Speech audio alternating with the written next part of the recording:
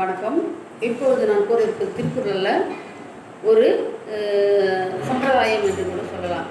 ஏனென்றால் நம் வீட்டில் நம்முடைய வீட்டினரோ நம்முடைய வீட்டில் இருப்பவர்களோ அல்லது நம் வீட்டுக்கு இரவு தங்கிவிட்டு செல்கின்ற உறவினர்களோ யாராக இருந்தாலும் சரி, ஏதோ ஒரு விசேஷத்துக்கு வருகிறார்கள், நம்ம வீட்டு தங்கிவிட்டு விடியற் காலையில் செல்கிறார்கள் என்று சொன்னால் நாம் அப்போது என்ன செய்ய வேண்டும் என்று கேட்டால், சுமங்கலி பெண்கள்லாம் அவர்கள் செல்வதற்கு முன்பாக நாம் எழுந்திருத்து வாசல் தெளித்து வாசல் தெளித்து பெருக்கி கோலம் போட்டு அதெல்லாம் முடித்து விட வேண்டும். அவர்கள் ரெடியாகிவிட்டால் நாம் என்ன செய்ய வேண்டும் என்றால், அவர் செல்வதற்குள் அவர்களுக்கு ஏதாவது ஒரு வயிறு நிறைய வயிறு குளிர்கின்ற மாதிரி ஏதாவது ஒரு பானம் கொடுக்க வேண்டும். அப்படி நம்ம வீட்டில் பால் இல்லை, கொடுப்பதற்கு எதுவுமே இல்லை என்று கூட நீங்கள் என்ன செய்ய வேண்டும் என்று கேட்டால், அவர்கள் குளித்து எல்லா வேலையும் முடித்து கிடுத்து வெளியே கிளம்பி சென்றுகிற நேரத்தில் அட்லீஸ்ட் ஒரு டம்ளர் தண்ணீராவது கொடுத்து அவருடைய வயிறை குளிர வைத்து அனுப்ப வேண்டும். அதுதான் ரொம்ப ரொம்ப முக்கியம்.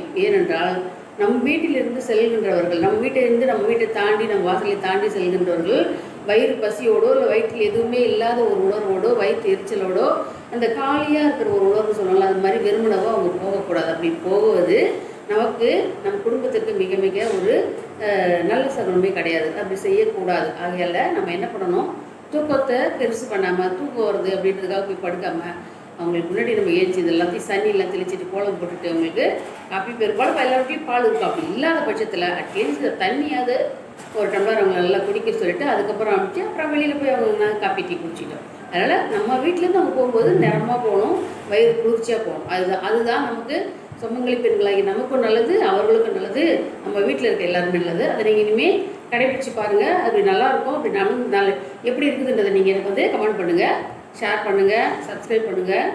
தேங்க்யூ. நாளை சந்திப்போம்.